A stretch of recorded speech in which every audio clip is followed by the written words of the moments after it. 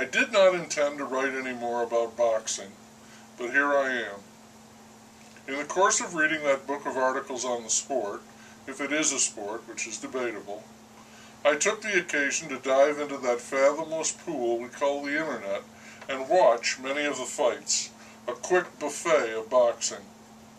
And so in the course of doing that, like a lonely camel, I lumbered through the 3 battles between Joe Frazier and Muhammad Ali. These fights don't need any more attention. They have already been buried under a huge landfill of words, and I could not claim that I have anything new to bring to that dump. But here I go anyway. For many reasons, the first fight between the 2 antagonists could not have been bigger. Promotionally, it had everything going for it. 2 men who could claim to be the undefeated heavyweight champion of the world.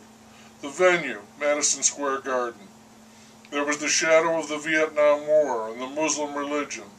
There was the contrasting styles of the 2 combatants. And there was Ali's mouth.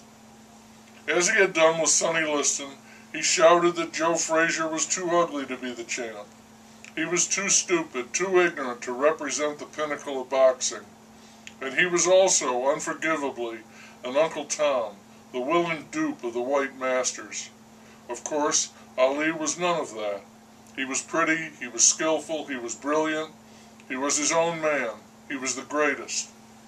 Liston had pretty much shrugged this stuff off, not really knowing what to make of it, the endless pronouncements of the Louisville lip. Frazier, while he could not really understand it either, the avalanche of personal attacks, why anyone would say such venomous things, took it to heart. By the time the bell rang for that first so avidly awaited contest, he was ready to fight. And I think my main interest lies there. Most of the fights you can watch, you see 2 professionals going about their business. It is a vicious, brutal business, and they pursue it avidly, but there is nothing deeply personal about it. In this fight, however, everything was personal.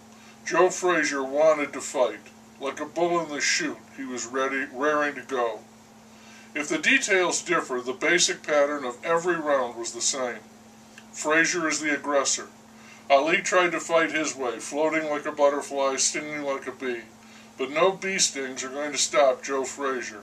On he comes, and when he gets Ali on the ropes, he starts throwing punches, right hands and that savage swinging left hook that could cut a man in 2. Haymakers, they call them.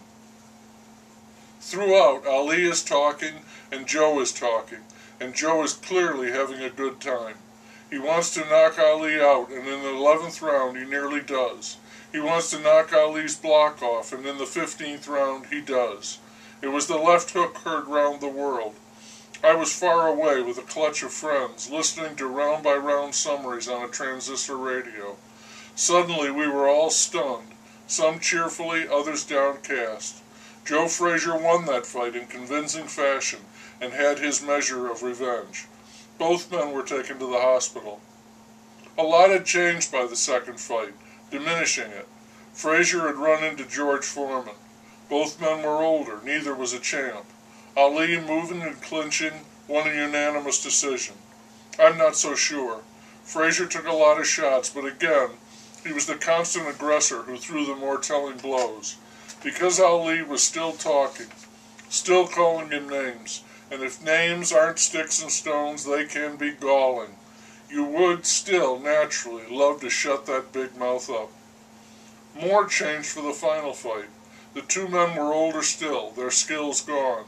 Ali had beaten Foreman in Zaire inexplicably, and was once again the champ, so the battle was back to 15 rounds, and Frazier was the gorilla in Manila.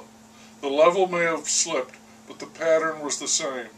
Ali pot shooting at Joe's head, Frazier walking through the barrage, closing and tearing into Ali, body and head, like a club fighter working the heavy bag, like a lumberjack chopping at a redwood, like Rocky swinging away at a steer carcass in a meat locker. He wanted to kill his opponent, not just beat him, and the 2 men nearly did that. Ali did have a big 14th round, and in the corner, Eddie Futch told his fighter it was over. The fight, yes, But the fury burning in Joe Frazier, lit and stoked by the cruelty of Ali's comments, would go on until the day he died.